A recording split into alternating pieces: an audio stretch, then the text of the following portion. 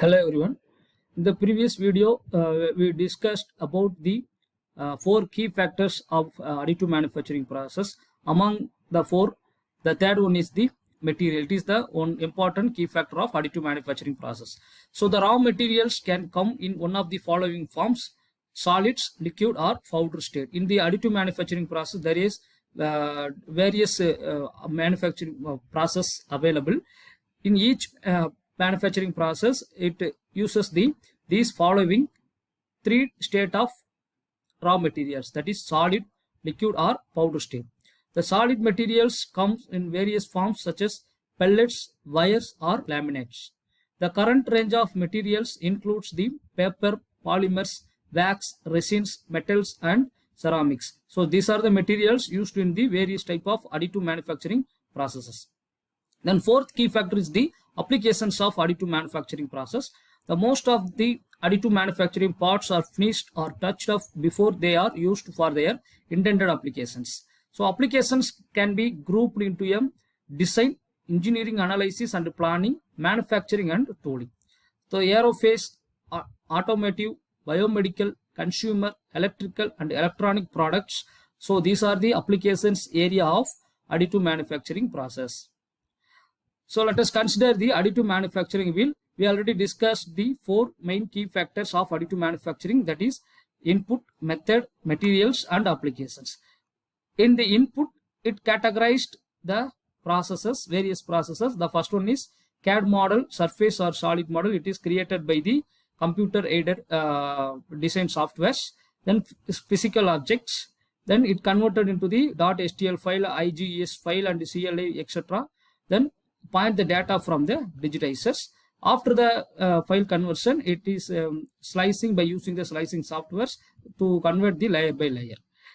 Comes to the method, we already discussed there are four types of methods, that is joining, photo curing, cutting and gluing, melting and solidifying, fusing, and joining or binding process. Then materials we discussed in the laminates, pellets, wires, powders, liquids, paper, resins, nylon, ABS, that is acrylo, butadiene, styrene, wax, metals and ceramics. In the applications, we discussed the applications area like aerospace, automotive, biomedical, consumer product and industries. In engineering and analysis, manufacturing and tooling, these are the applications area. Then historical development of additive manufacturing. In 1987, the first commercial additive manufacturing system, that is stereolithography apparatus, SLA, one was launched by 3D systems in the United States. It worked on the principle of stereolithography, that is STL file. The another name is standard template, tessellation template. And for the first time enabled users to generate a physical object from the digital data. The invention of additive manufacturing technology was a watershed event because of the tremendous time saved by not machining parts, especially for complicated and difficult to produce the models. Since then, other new additive manufacturing technologies have been commercialized, including the fusion deposition model, that is FDM, and selective deposition lamination, that is SDL, in 1991, as well as selective laser sintering, SLS, in 1992. These are the historical development. In 1993, the Soligen brought the direct cell production casting to the market, and 3D systems also introduced the quick cast, a method of producing the indirect tooling from the additive manufacturing, as the potential savings in time and resource that additive manufacturing can bring become the apparent.